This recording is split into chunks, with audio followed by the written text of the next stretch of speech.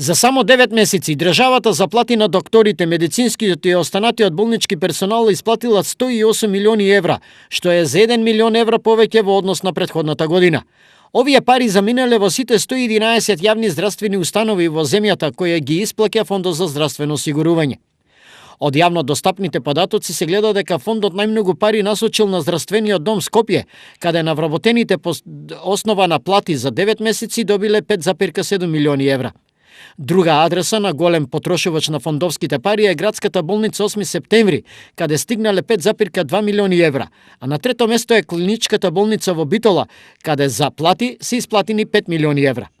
Освен заплати, на сите овие установи фондот им исплатил дополнителни 105 милиони евра, кои се искористени за болнички материјали, транспорт, грејење, струја и други слични трошоци. Ова значи дека повеќе од половината фондовски пари одат за плати, што е голем процент, бидејќи за лекување и нега на болните останува се помалку пари. Иако работи позитивно, Штипската клиничка болница има уште полош сооднос кој во работењето му ги врзува раците на целиот менаџерски тим. Тука платите се дури 70% од вкупните средства кои фондот ги исплаќа. Зошто овој сооднос е толку неповолен за работа?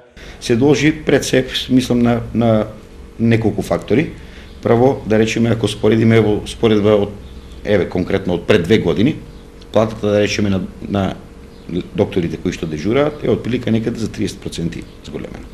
Значи, денес, во 2019 земаат отприлика 30% поголема плата. Знаете, во неколку наврати се покачија платите, понатаму се покачија видно додатоците за работа, како што се дежурствата, ноќната работа, ноќните смени и сето тоа на еден начин.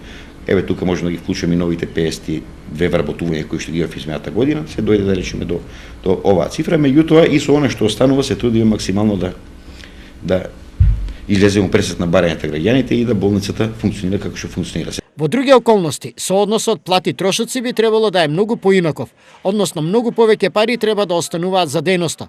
Но дали ова состојба може да се промени? Во суштина, односот може да се промени на следниот начин. Најпрвен се надевам, мислам, и ќе најдеме разбирање да добиеме поголем буџет во наредната година, со кој што би се намалил овој сооднос, бидејќи Штипската клиничка болница е регионална болница и лидер во регионот за пружување на здравствени услуги, и уште една работа која што е исклучително важна, на која што посебно имам ставено акцент, е да ги прибереме сите оние наши средства кои што треба да се ги земе. Во смисла на партиципација, во смисла на пари во програми кои што треба да ги земе од Министерството за здравство, кои што и текако ни се добредојдени да го дополниме буџетот за да можеме тековно да работиме.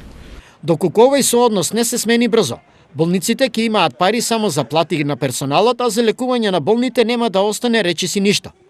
Во меѓувреме, големите приватни болници покажуваат голем профит, што потврдува дека во прашање не се секогаш се пари, туку односот кон нив.